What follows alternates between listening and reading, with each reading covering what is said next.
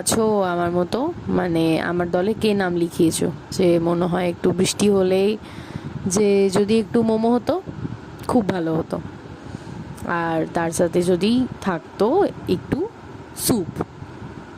যাই হোক, এইসব কথা মাথায় রেখেই আমি আজকে চলে এসেছি তোমাদের সঙ্গে চিকেন মোমোর রেসিপি শেয়ার করবো বলে। ভিডিওটা স্কিপ না করে পুরোটা দেখো, আর দোকানে যেতে হবে না, বাড়িতেই বানিয়ে ফেলতে পারবে খুব সহজে, খুব সুন্দর, খুব টেস্টি মোমো। হ্যালো বন্ধুরা, আমি রিচা। আজকে তোমাদের সঙ্গে চিকেন মোমোর রেসিপি শেয়ার করব। মোমোর চাটনি কী করে বানাবে শুনে নাও।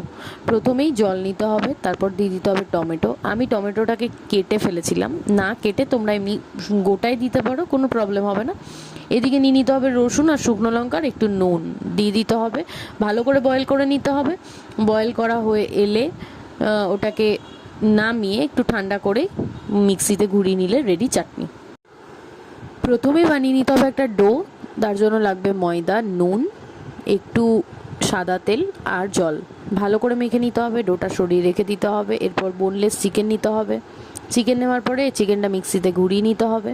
তারপর নিয়ে নিতে হবে একটু তেল, একটু নুন, একটু সয়া সস, একটু গ্রিন চিলি সস, একটু ধনে পাতা কুচি, একটু আদা রসুন বাটা আর একটু পেঁয়াজ কুচি। এগুলো দিয়ে ভালো করে মেখে নিতে হবে। চিকেনের স্টাফিংটা রেডি আমাদের।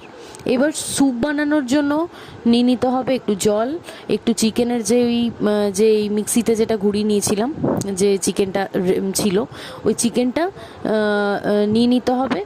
আর তারপর নিতে হবে একটু নুন, একটু সাদা তেল, একটু সয়া সস, একটু সেজওয়ান সস, একটু গ্রিন চিলি সস, একটু ব্ল্যাক পেপার, ধনেপাতা কুচি আর একটু পেঁয়াজ নিয়ে মাইক্রোওয়েভে দিয়ে দিয়েছিলাম।